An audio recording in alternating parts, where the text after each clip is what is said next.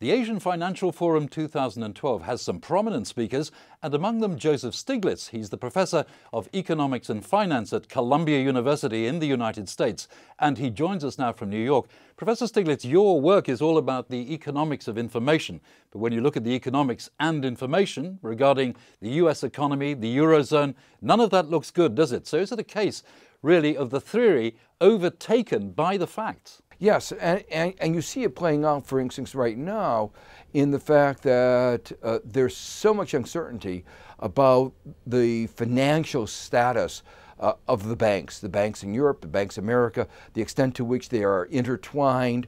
We saw that problem back in 2008 where the interlinking of the banks virtually brought down the whole financial system and the economies of the West. There was a hope that in the aftermath of that we would increase transparency, not get perfect information, but at least improve the information so we could see more clearly what was going on. Unfortunately, the banks resisted, and we're very much in the state that we were before, a little bit better, but not great deal of uncertainty about exactly how fragile our financial system is. So bearing in mind what you say, how would you advise analysts, and indeed, what are we looking forward to? Well, I think we can look forward to a lot of turbulence. Unfortunately, the austerity that is being undertaken in the United States and in Europe, partly in response to the, I think, to some extent, unnecessary anxieties about the debt, particularly in the United States, is going to mean that the economies are going to be weaker, and because the economies are weaker, tax revenues will be lower. There's going to be a lot of disappointment about the improvement in the fiscal stances of the countries, and when those numbers come in, markets are going to be disappointed and there'll be still more turmoil. So as a critic of free market forces, would you have sympathy for the Occupy Wall Street movement? Well, I do have a lot of sympathy for them. You know, protest movements like that are not a reflection of frustration. They are a statement that a belief that the electoral process hasn't worked in the way it should. What they're saying is something is wrong with the way things are going. And I think they're absolutely right. You know, market economies are supposed to provide jobs for those who work hard, study hard. Youth unemployment is very high.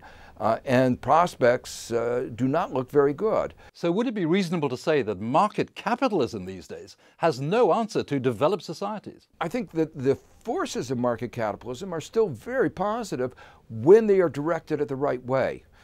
The problem is markets have to be governed. Markets have to be regulated.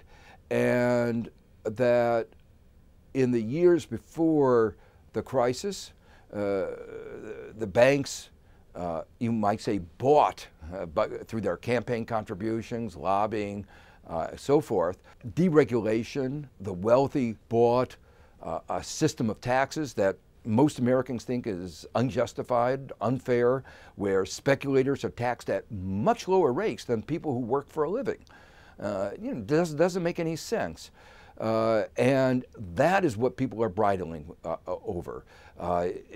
If you could get really market to work in the way that they're supposed to work, yes, then capitalism can actually deliver. But in the recent years, capitalism, the market economy, has not been delivering for most Americans.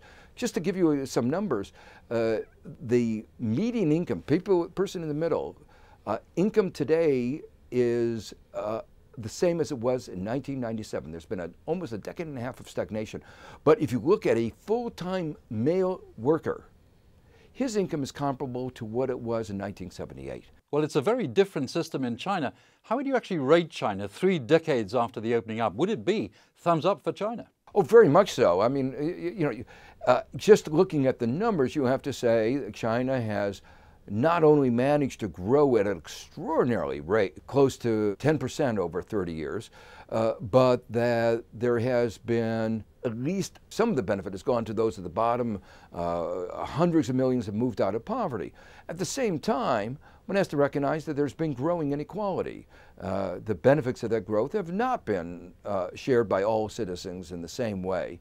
And that's going to be one of the real challenges to China as it moves more into you might say, a market economy, that market economies often are highly inegalitarian. Professor Stiglitz, would you see the relationship between China and the United States really being fundamental for trade into the future? That's right. And I think one of the challenges for the United States, and to some extent for China, is to come to grips with the new global economic balance of power. In the years after the fall of the Berlin Wall, there was only one dominant economy, and that was the United States. Now, within a short span of time, China is already the second largest economy, and the projections are well within a decade, it will probably be equal in size to the United States. Per capita income will still be much lower. It still will be what they call a moderately prosperous economy. It's still a long way to go to have per capita income the same. But what that means is that the United States will not be in the kind of position that it was for a long time to dictate the international rules of the game. The United States will not be in a position to lecture other countries about how they should run an economy. And after the Great Recession, the credibility of the United States giving those lectures is obviously much diminished. So we're going to have, I think, a new global landscape. And I think it will probably be a good thing for global economic stability, global economic prosperity. I'd like to explore with you the Trans-Pacific Partnership, the TPP, led by the United States with other countries around the Pacific, including Japan, but not including China.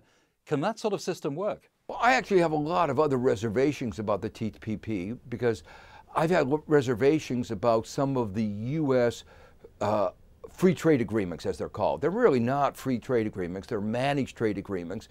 And they're managed trade agreements for special interest in the United States. But the other question that you raise is obvious, that over the long run, the framework that we ought to be going forward on is a multilateral trade framework.